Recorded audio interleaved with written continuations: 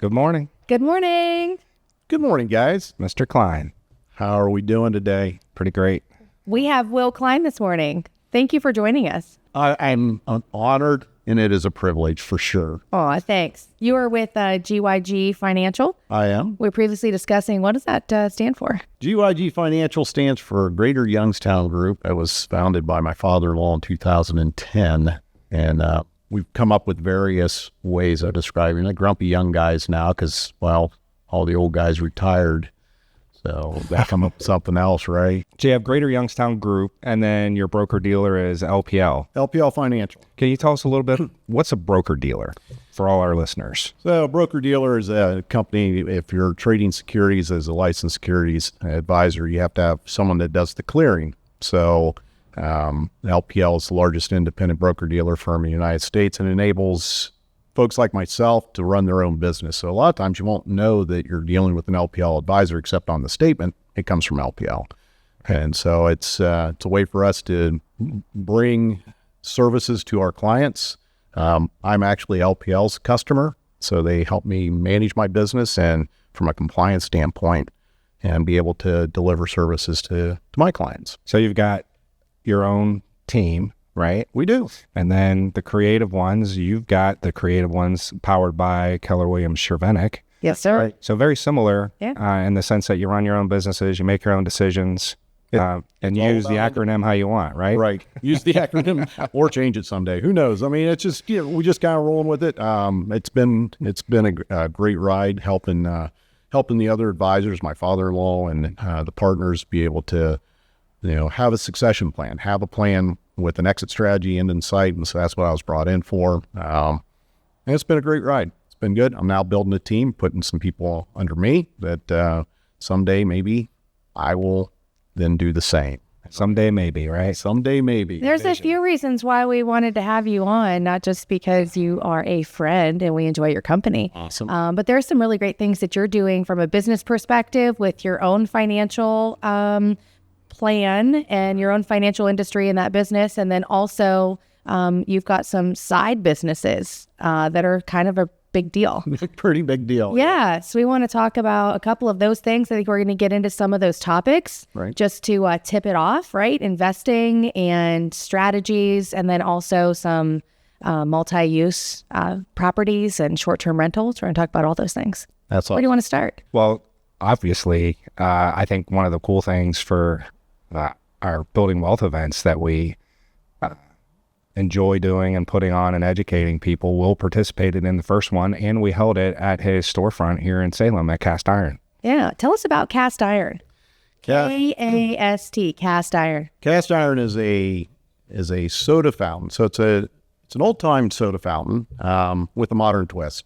It is a bar, and we have over 540 different varieties of bottled sodas on the wall. That's kind of the first thing people see when they walk through that front door is there's a bunch of bottles of soda on a wall. But we also do the old time soda fountain stuff. So we have, phosphates and the different brown cows and lime rickeys and different things like that. And we have our own sodas on tap as well. So we make in-house root beer and things like that. We have board games. We want people to kind of step out of the current day, kind of step back in time a little bit, slow down, and spend time with each other. So, it was something my wife and I started to think about in 2019. Kind of put the idea together of the space and kind of the vibe that it has. And being the financial guy that I am, I was like, well, that's great, honey. Good job. I like the idea. What are you going to sell? Exactly. Exactly. What are we going to sell to actually pay for this idea? And so that's when we really started to think about it. And then the name came out of our daughters. So we have 4 girls. That's a financial plan itself. So, yes, it 4 is. girls, Caitlin, Abby, Sydney, and Tori, and they're in birth age. So when the girls were younger, people never could tell them apart because they're all little. They all have blue eyes and blonde hair. And we're just remember Cast, Caitlin, Abby, Sydney, and Tori, and you'd have them in order. Oh, wow. And so that's how we came up with the name for Cast Iron. And the iron part's here in this community. I mean, we have a lot of iron production that was here, the coke ovens over in Latonia and the pig iron plants down in Lisbon. And so the history of iron casting, so cast iron kind of fit for the community. And the cool part about that, y'all are involved with the Salem Downtown Revitalization. What's the name of that group? DSP, Downtown Salem Partnership. Yeah, and y'all are spearheading some pretty cool things going on in the community, and cast iron fits right into that. It really does. And I think that's, DSP was born out of a vision of not just revitalization, but enhancing what was already here and continue to attract and be an advocate for small businesses in the downtown historic district. And so when we started the concept of Cast Iron Soda Works in 2019, 2020, we signed the building lease. Great timing for that. We can relate to Yes. great timing. Great timing for that. Getting involved with the DSP in helping promote traffic into the downtown community. We've seen, since we opened up in May of 21, after the construction, we've seen 15 new retail businesses come to downtown, find a place. And then just recently, we just had the OG on Broadway opened up. And so we're just adding more fuel to this fire and the energy of investing in downtown Salem. It's been great. Yeah, it is great. I love the fact that while Brandon and I do love a great brewery, that your concept of going non-alcohol for downtown Salem or any downtown was just unique. So I think the brewery, the winery seems to be the trend of where people go, and you went soda. So why? Tell me more about that. No one else is doing it. I mean, so it's one of those things where we have some really cool breweries and wineries in this area. I mean, Birdfish Hill Will, Sandy Springs, Aeonian now, so we have so many places that are unique and they have kind of their own passion and story. I'm more of a bourbon guy. And when we looked into like distilling license, yeah, soda's a lot cheaper. So that was an easier hurdle to jump. But there was really no third space for families and for the non-drinkers and for people of all ages to intermingle, that intergenerational connection. So for the soda shop, it's that the older clientele, or what I don't call them older, they're more seasoned clientele in life. The seasoned clientele in life come in and it's a nostalgia. Yeah. They remember the pharmacy in town that had the phosphates and did the brown cows and those type of drinks, and now it's back. Yeah. And they can come in and they can reminisce about the history of Salem and the history that they grew up on. When a 93-year-old walks in and hasn't seen a Moxie soda since she was a girl, and we have Moxie on the wall, that's pretty cool. Yeah, it is cool. And the vibe that's pretty cool outside of all of the menu is when you walk in, there's no media. None. It's all checkers and board games and cards, and it's pretty sweet. I love this. Scrabble on the wall. Do you know, though, people have said, I've had some comments of like, how are they, I'm surprised they're still open. How are they doing it? Like staying open, selling soda, Leslie. Right? No, but like, so you're doing other things though, too, aren't you selling soda? Think about any plan that you put together. You have to have multiple layers of revenue streams. Right? Yes. Okay, so if one slows down, you have other avenues. Well, I have another business that I'm running, right? That's my revenue stream. That's where I make my money. Yeah, the investment firm. The investment firm is where I'm supporting my family and I'm funding that next move, right? The soda shop, we have to set up different streams. So the first thing we had to do is come up with the concept and then have the inventory. So once we cracked the nut on that in the first 12 months, most of the sales was coming from the bottled sodas. And we started with tipping our toe in making our own 4 different ones that we always had. We always had our cast iron root beer on tap, but we had other flavors that You make your own root beer. We make our own root beer. And what's funny is Leslie, who makes everything there that's on tap, hated root beer when we did this. I mean, she actually did. In fact, she yelled at me one time when we were at Birdfish. One time? Well, one time specific about root beer at Birdfish because she didn't want a beer, so I got her a root beer. She goes, we've been married for 20-some years. I don't like root beer. And I'm like, sorry, I forgot. I mean, we've been married so long, I forgot all the ins and outs of, all these little nuances. I mean, oops. So now she loves root beer because she's making her own. Typical woman. Now what do we do? Yeah, now what? No, they changed the dang rules on us, right? Exactly. That was, once we started down that road, then she started to come up with the old soda fountain stuff, because we have a actual soda fountain alkaline mineral water system that has sparkling water plus still water that we're running. So she had to bring those ingredients in, and we started to add that in, and then we started to build on. Now we want to do keg rentals, because people are asking, can we get this for parties? That's what we did. Yeah, you guys did a keg rental. So we did a keg rental. We take the keg out, we rent the cooler and the keg, and have a ball. Yeah, so graduation party. So that was another stream. Then it was, okay, it's all about volume, right? So it's a volume game. I can't believe we're still open. Well, it's because we have a plan. And the plan is now we're producing our root beer in bottle form. In fact, this morning, 7 pallets. What did I say? It was like 504. Yeah, it was 504 cases of our cast iron root beer in bottles are in the warehouse. They got delivered today. That's awesome. And we're going out to local businesses who want to support us. You go to OG, they have our root beer. You go out to other retail spaces that have our root beer, it's there. So now we're starting to now you have a third revenue stream. We have another third revenue stream. So you're about to start a fourth in the patio in the back, working with another small business, Black Dog Construction. Right. And that's the other piece, is continually looking at, I mean, we're only 3.5 years in.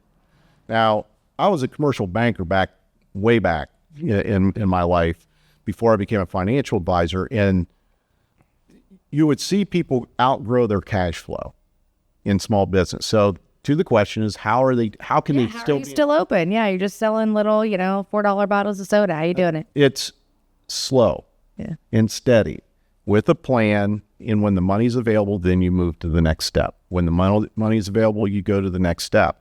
And so that's how we've been able to do that, is it's a slow and steady growth rate, because you're not going to be supporting your family on a new startup. Right. Not in this one, and especially in the food service industry in general, very small margins.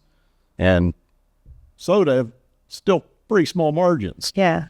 Beer and alcohol, you ask why not all those folks, I look at it as we have some really good people that are passionate about beer. I'm a bourbon guy. Yeah.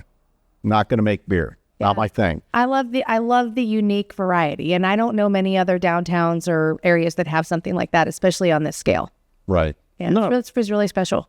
It is. It's been very cool, and we are different. And because we're different, we attract people from other downtown areas that don't have something like that to come to Salem and see what we have here. So if you could give some advice to someone else considering a startup, what would you tell them? So much comes to mind all of a sudden. What's something, was there a mistake that you made that you think, we would have done that differently? That's how you learn. But I think the first piece of advice is, don't necessarily do something that everyone else is doing. I mean, you ask, why not a brewery? Yep. Everyone else was doing it. I mean, we have such a concentration of some really nice breweries. They're all different. They're all unique. That's what you got to look for, is what's an entrepreneur? They look at the opportunity that's missing in their market, right? And they fill the gap. Yep. No one had a space that was non-alcoholic option for anything, or was a restaurant. Why didn't I do a restaurant? Why didn't I do food service? One, it was pretty expensive to put that in, but we have so many nice restaurants within a block and a half of that spot. Don't need another one. I don't need to compete and dilute the market. Yeah, you can feed off of each other. Right, we can feed off each other. And besides, who's my market? We had to ask ourselves that question. So understanding the advice I tell people is, don't do something someone else is already doing close by. Then the next piece is, if you're renting a space, which is what we started out with, find a really good architect to take and draw your stuff out so you don't make any mistakes when you go in and start doing the capital improvements in a space that's not yours. Don't do it all yourself. And don't do it yourself. Yeah. Do what you do best, pay for the rest, right? So yeah, you don't know what you don't know. I don't. And if we wouldn't have used an architect, I could draw out a bar. Sure. But I wouldn't have known that there's a state code that says under a bar you have to have an impervious membrane that prevents liquid from going down to the second floor. Gotcha. Or into the basement. If I didn't do that and the final inspection comes in, guess what? They're going to ask, where's the impervious screen? And I was like, I don't know. What are you talking about? You got to rip it all back out. Yeah. So by paying for that architect, they were able to design it out to code, and we had no mistakes. Yeah. And they're expensive, but an investment well worth it. It is protecting the investment. Yeah. I'm going to lay out capital for a concept. That's pretty gutsy, right? I think that's what this is about. Gutsy move. That's a pretty gutsy move, especially when the world just shut down. I signed a lease and COVID hit, and we shut down. So you gotta look at those steps. Talk to people that have done it before, as well. But be original, and I think that's it. Is the market area that we're in? There's nothing like us anywhere close to us, so it's different. And the people that are here are here. Who am I trying to attract? Well, they're either going to come and support us or not, right? They live here. It's, can I get people from somewhere else who have money to come here and invest money here? Mm-hmm. I mean, we know what the energy level in a community is, and if we keep flipping the dollars back and forth across the street to each other, we're not growing wealth within a community. We need people to come to the community as a destination, and you think about places around our area that people do day trips to. Well, you actually can do that with your place because you've got a short-term rental above the building. We do now, yeah. Yes. You've got the cast iron soda works below the building, so you've got a mixed-use commercial property that generates revenue from retail and generates revenue from another revenue stream. Another revenue stream. Yeah. So tell us a little bit about that. You have some residential space upstairs. We do. So originally we leased the space. The building owner came to us about a year ago, needed some working capital on some other projects in downtown. access to capital. And so asked if we wanted to buy the building, and obviously the answer is yeah, because I put a lot of money in your space.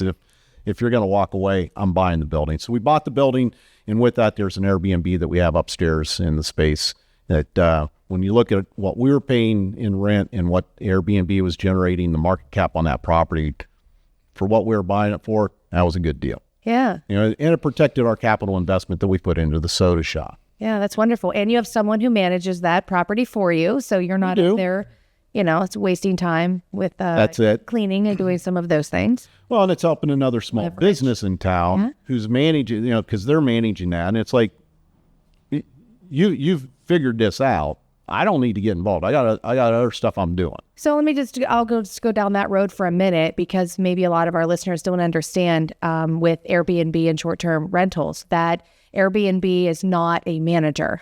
They're an OTA, online travel agency. Yep. Yeah. And so it's a booking platform where people advertise their short-term rentals, but they don't actually manage anything other than take the booking. Surprisingly, that's a concept that people miss the boat on quite often. Yeah. I'll just do an Airbnb and I'll run it through Airbnb. Yeah, they are not managers. Someone still has to manage getting a cleaner to the property and keys and internet and TV and furnishings. And if there's an issue with linens or whatever else, or someone can't get in, who's managing that property? People want to talk to a human, and you can't just message Airbnb. There's no one there to come help you with your property. So yeah, common misconception, but there's still a lot of management involved. So you have a local business that actually manages your Airbnb bookings. That's it. Yeah. Yeah, and it's been a great great partnership with them, because again, they do handle everything. It was one of those things where it was already in place when we purchased the building,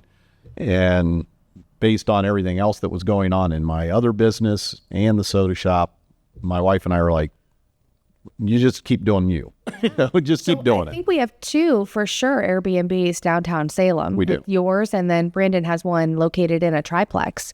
And there's another property. Mixed use, and another missing mark, filling the void, which is what we've done with our two local Airbnbs, because there are so few of them. Well, and I think that's the thing is when you see people are using Airbnbs, and when we travel, we look at VRBO Airbnbs as a way to go, because we want the space, we want the privacy, the flexibility. And quite honestly, in a lot of places, it's a lot cheaper than the hotels. It is a lot cheaper, and you don't have to eat out all the time. You That's can put it. your stuff into the space. Overall, less expensive. Sometimes the average nightly rates, when the fees get added on, it could appear to be more expensive. But when you factor in not just convenience, but also it not eating out 3 meals a day, it does kind of leverage out to be more affordable. And you can have people come over to your space. Yeah, and visit. You have outdoor space, indoor space. That's right. Typically, full kitchens. It's a hosting platform where you're traveling to have friends, family, guests, what have you, come hang out at your crib. Absolutely. And I think that's the thing is what we're seeing in the Airbnbs in downtown here is we have a lot of folks that are coming here for work, that are, supporting some of the local businesses.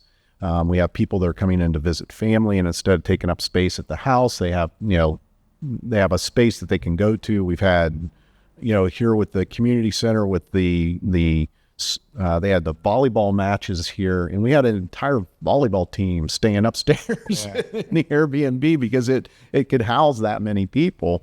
That's pretty cool, and it is a lot cheaper to do that. And so it is another revenue stream. I'm really glad that we have some great people that already have other Airbnbs, so they're a super host. And I'm like, you guys already figured that out. Keep taking care of it. I'm not jumping through hoops on it. I'm still getting some revenue off of it. It's a concept, as I'm sitting here thinking about what you're talking about, it's a concept that's familiar to you as well as a traveler. That's right. Because you're, ex-military guy, world traveler. And one of the cooler conversations that I recall us having amongst the many that we have had, Cuba. And that room that you had, it was an upstairs room overlooking the bay.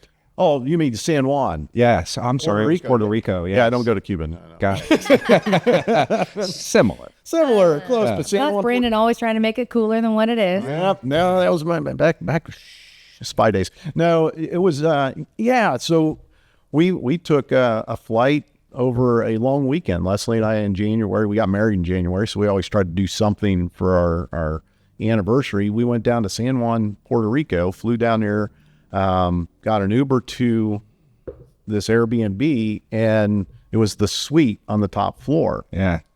The room was very small. Like Leslie and I could touch arms on either side of it was tight. And she's like, this is the suite. She goes, it seems small. And I'm like, yeah, it was 11 o'clock at night. We went to bed, got up the next morning, kicked the French doors open, and we had like a 500, 600 square foot balcony that all you could see is the ocean. Wow. So we were above everything in Old San Juan. So you're traveling, you have a short-term rental yourself, you stay at short-term rentals, not only stateside, but throughout the world. All over the place. Yeah, we've stayed in rentals just recently we were over in London, England, stayed in some great Airbnb over there. The flats in England are small, so that's why they have so many pubs, because you can't fit too many people in those apartments. Population density is really intense. And the thing I did see over there with the Airbnb was a lot cheaper than the hotels, obviously. And then just the fact that you could walk to so many amenities and stuff. So we really, when we do travel, we look at that as our first option. Would you invest overseas? Absolutely. I'm already starting to look in that direction. I know you've been nudging us a little bit. Like, let's go overseas. You got to get out of the country. Think big. You got to go global, man. Okay. Diversification in a portfolio, right? That's right. It's a hedge. That's right. Yeah. A distinctive approach to passive income with luxury vacation rentals.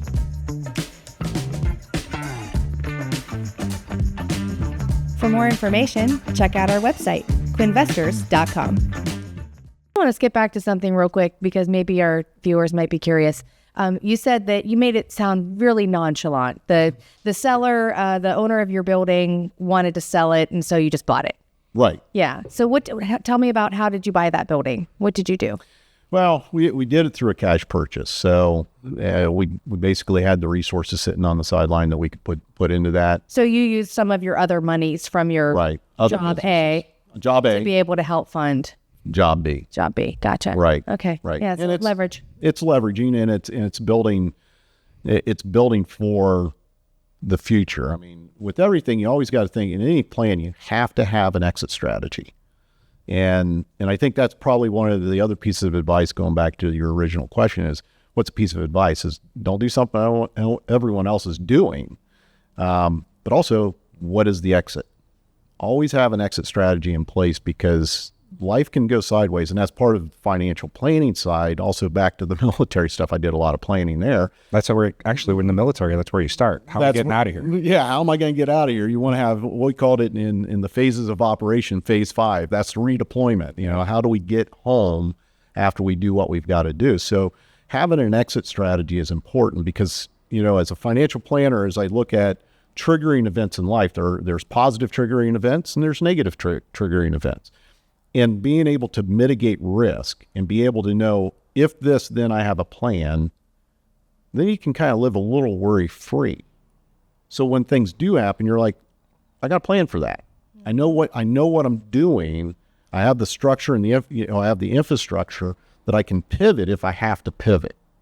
And if you don't know how it's going to work, then that's why you reach out to smart people and start asking the questions. Have that financial advisor in your pocket, have an accountant in your pocket, have an attorney in the pocket, have other business people. That's right. Who have done it. I mean, when I sat on the panel, the first one you did at our soda shop, I didn't own any real estate other than my house that she sold me. That's right. And she keeps coming back wanting to sell it again. And I'm like, but where am I going to Well, you're beyond your average years, okay? I am above average. Most people move every 7 years or so. There is no average. And that was a good book. It was The End of Average. You need to read it. It's The End of Average. So go down that rabbit hole one step further. So you bought the building, you leveraged cash from other operations that right. sitting on the sideline. So you put it to work and you bought the building. You have 2 revenue streams coming from that, which is the soda shop itself that pays your holding company a lease. Right. So for our listeners, you talked about a moment ago, financial planning, and then you looped that with estate planning and an attorney, and you looped that with tax planning, CPA. So go down that rabbit hole for a moment, because I want our listeners to catch this. You own the building and you operate the building, right. but then you have a real estate holding company. Expand on that. Well, part of that as a real estate holding company is because I have a revenue source that's coming from a tenant, Airbnb, people managing that upstairs. I don't want that I need to keep those two pieces separate. What the soda shop does is what the soda shop does. And it cash flows itself. The real estate company, from a legal standpoint, the attorney says you got to have separation. Don't have it tied to the operating company that's running the soda shop. Have it separate. So if something happens to you or something happens to someone on the property in the building, it's the real estate company that owns the building, and you're leasing it from that real estate company. So it's advice that the attorney gave us. The other side is from an accounting standpoint. Which is huge.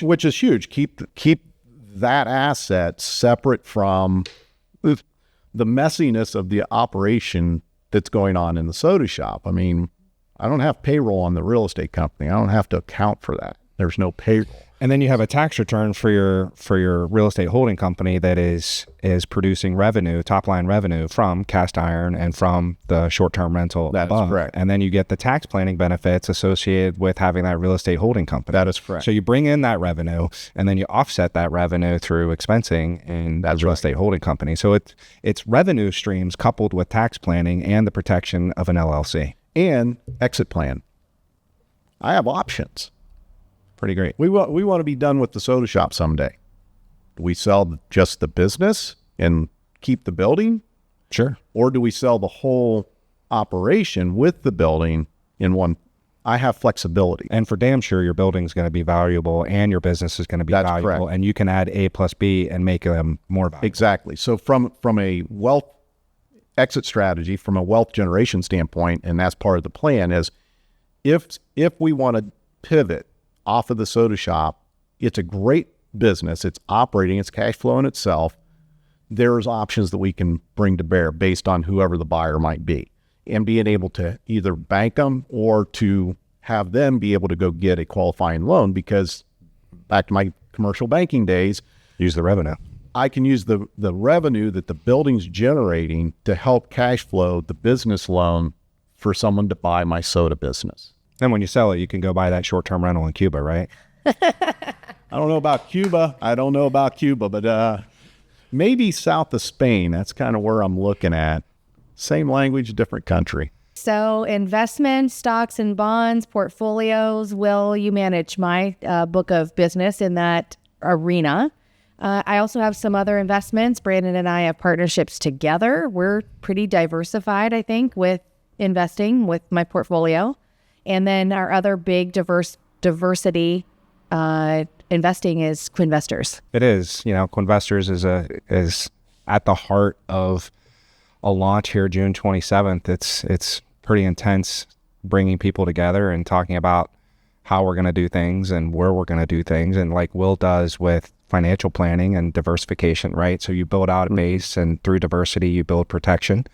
We're doing the same thing with Quinvestors and the fund, and looking in different markets. And so the fund is for people who want to diversify their portfolio, do some additional investing, but not want to do all of the legwork that we do in regards to luxury vacation rentals. That's right. I mean, look at what Will does. He already talked about it earlier on the podcast with, yes, he has the building. He rented it at first.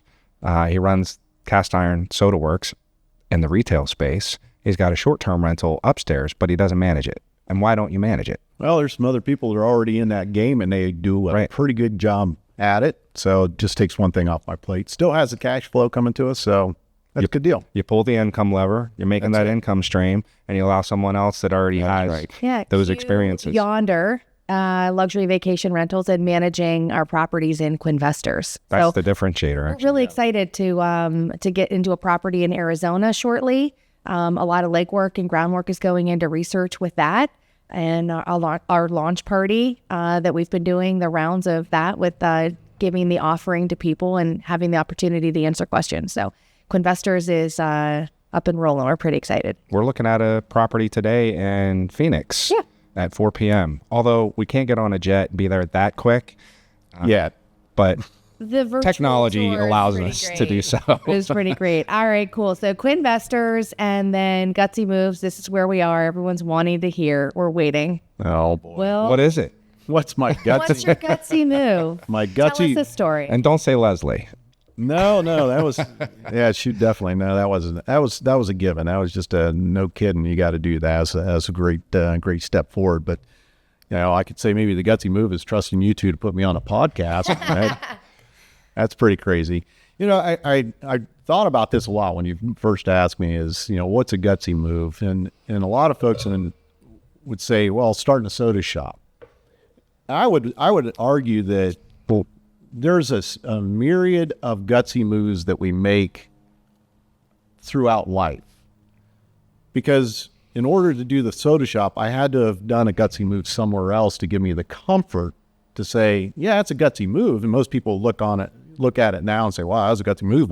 Well, and I could say, yeah, but if I wouldn't have done this, I wouldn't have the expertise or the confidence to know that I could pull a trigger and do that. And yes, it could go wrong, but that's risk, right?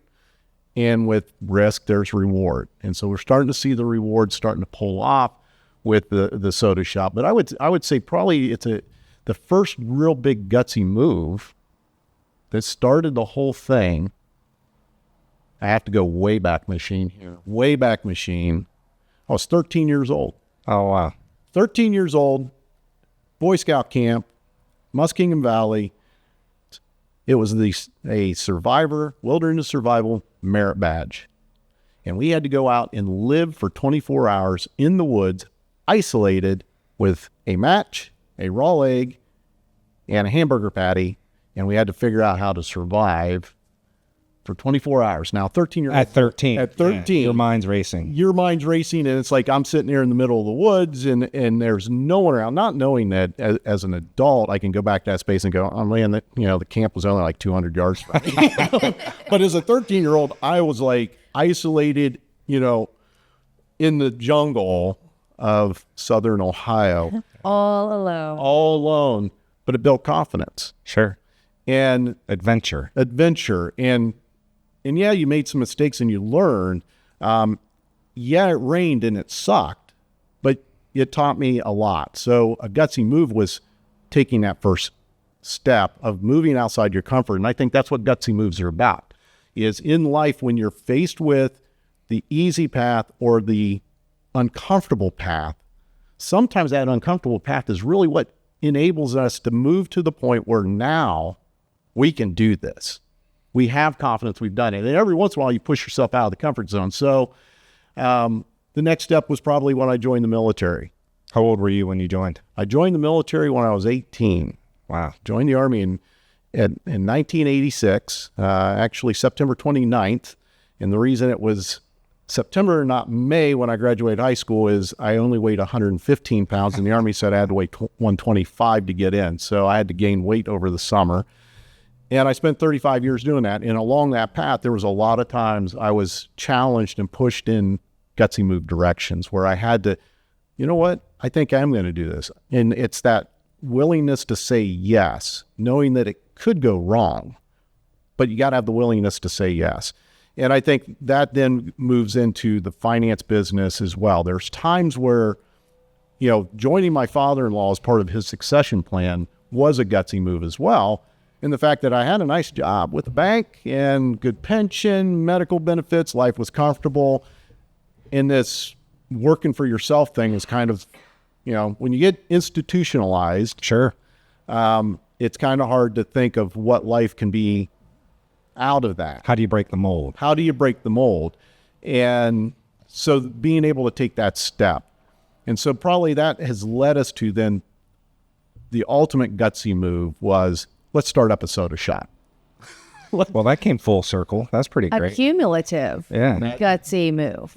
But I'm comfortable with it because the years that I spent as a commercial banker, I saw other businesses do gutsy moves, and I could understand how they did it, why they did it. And some people, quite honestly, I looked down and was like, how in the heck do these people make this much money and they're that stupid?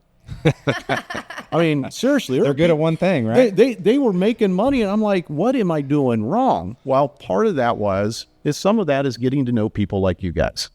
Being able to sit down and have conversations and say, you know what? No, the opportunity's here, just do it. And it's, again, you have to have a comfort level of being able to work in an uncomfortable environment, uncomfortable world. Yeah. And if you're okay with being uncomfortable, you always grow accustomed to it and it becomes more and more comfortable. And that's the gutsy move. Keller Williams has some sayings and acronyms, but one of them comes from a class called BOLD, and they have some BOLD laws. And one of them is get comfortable with being uncomfortable. There you go. Or in the Army, we said embrace the suck. Just embrace the suck, man. That's a great story. That is a cool story. No, hey, it's awesome. It's what I had to think about. I was like, well, man, what am I, a gutsy move? I don't know. I had to go way back. That was it. I like it. And now we have a few. Thank you.